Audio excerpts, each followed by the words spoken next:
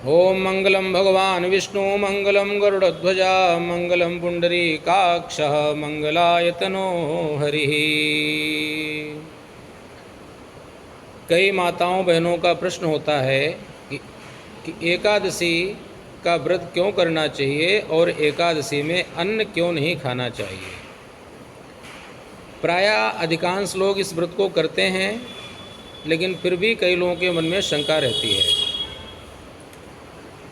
तो मैं आचार्य सुनील त्रिवेदी, श्री लक्ष्मी नारायण मंदिर, दीपनगर, सिविल लाइन, लुधियाना,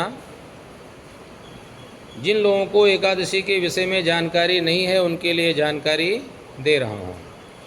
एक बार भगवान विष्णु योग निद्रा में लीन थे, विश्राम कर रहे थे। उस समय एक मुर नाम का जो राक्षस था वो भगवान को मारने के लिए आगे बढ़ा।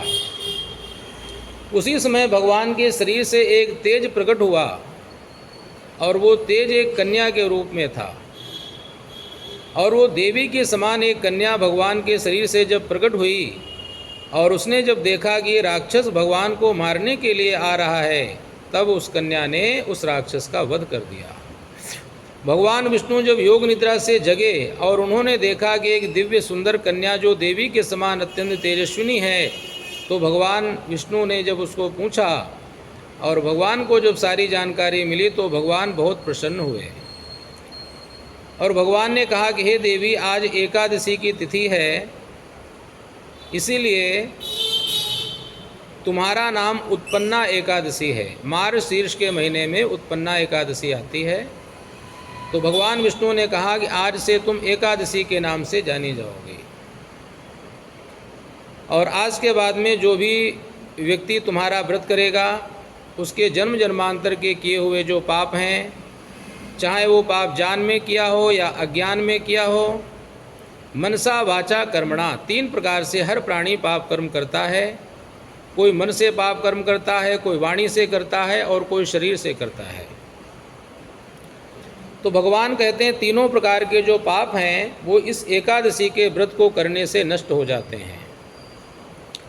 और कई धर्मशास्त्रों में ये भी कहा गया है कि इस जन्म में पाप कर्म किए हों या पूर्व जन्म में किए हों या जान में किए हों या अनजान में किए हों, बाल्यावस्था में किए हों, कुमार अवस्था में किए हों, युवावस्था में किए हों या वृद्धावस्था में किए हों, सभी प्रकार के जो पाप हैं उनको जिस तरह से रुई का ढेर एक छोटी सी माचिस की तीली लगाने से जल जाता है, जल के भस्म हो जाता है, उसी प्रकार से एकादशी का व्रत करने वाला जो भी प्राणी है उसके समस्त पाप जल करके भस्म हो जाते हैं।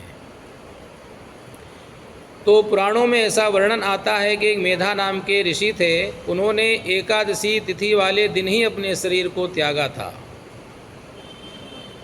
और तब भगवान ने वरदान दिया था कि आज के दिन जो भी प्राणी अन्न को खाएगा वो मांस खाने के समान, यानी अन्न जो है वो मांस के समान उसको उसका पाप लगेगा। दूसरी जगह वर्णन आता है कि एकादशी वाले दिन जो पाप हैं उन्होंने भगवान से प्रार्थना किया कि हे प्रभु, ये जो एकादशी है वो तो सभी पापों का भक्षण कर रही है, तो अब मैं कहाँ पर जाकर के रहूँ, मेरा स्थान कौन सा है। तो भगवान ने कहा कि तुम जाकर के अन्न में निवास करो। तो जितने भी पाप होते हैं वो एकादशी वाले दिन अन्न में निवास करते हैं, और इसीलिए एकादशी के दिन अन्न का त्याग कर देना चाहिए। नहीं तो अन्न खाने का मतलब है हम पापों को खा रहे हैं। और भी किसी पुराण में वर्णन आता है कि जितने भी कीड़े मकोड़े थे, जीव जंतु थे, उन्होंने भगवान से प्रार्थना किया कि हे प्रभु, कि मैं कहाँ पे निवास करूँ। तो भगवान ने कहा कि तुम जाओ एकादशी वाले दिन अन्न में निवास करो। तो एकादशी वाले दिन जो भी अन्न को खाएगा वो कीड़े मकोड़े ही खाएगा, ऐसा भी वर्णन आता है। क्योंकि कीड़े मकोड़ों ने कहा कि हे प्रभु, अगर मैं किसी के भोजन में पड़ जाता हूँ, दूध में पड़ जाता हूँ, तो मुझे निकाल के लोग फेंक देते हैं। इसीलिए भगवान ने कहा जाओ तुम एकादशी वाले दिन अन्न में निवास करो, जो अन्न खाएगा वो समझो कीड़े मकोड़े ही खा रहा है। इसीलिए हमारे सभी धर्मशास्त्रों में, पुराणों में वर्णन आता है कि एकादशी के दिन अवश्य ही व्रत रखना चाहिए। कल रमा एकादशी का व्रत है, कार्तिक कृष्ण पक्ष रमा एकादशी का व्रत। तो जो लोग व्रत करते हैं वो तो अपने नियम निष्ठा से व्रत का पालन करें और व्रत रहें। जो नहीं व्रत रखते हैं वो भी मार्गशीर्ष महीने में जो उत्पन्ना एकादशी आती है वहाँ से इस व्रत को प्रारंभ करना चाहिए। शास्त्रों में वर्णन आता है कि एकादशी का एक ऐसा व्रत है जो 80 साल की उम्र तक करते रहना चाहिए। अब अगर किसी व्यक्ति की उम्र 80 साल नहीं होती है या जवानी में ही कोई किसी भी प्रकार की बीमारी से परेशानी से ग्रसित हो जाता है, व्रत करने में समर्थ नहीं है, तो जब तक उसका शरीर अनुमति देता है कि मैं व्रत कर सकता हूँ, तब तक इस व्रत को करना चाहिए, छोड़ना नहीं चाहिए। यहाँ तक कि उद्यापन के बाद में भी इस व्रत को करते रहना चाहिए। तो इस तरह से रमा एकादशी का व्रत कल आ रहा है, सब लोग करें। जो लोग करते हैं भगवान विष्णु की आराधना करें, उपासना करें, उनके द्वादशाक्षर मंत्र या अष्टाक्षर मंत्र का जाप करें और यथाशक्ति ब्राह्मणों को, दीन दुखियों को कुछ दान करें और गौ माता की सेवा करें। कल गोवत्स द्वादशी भी है।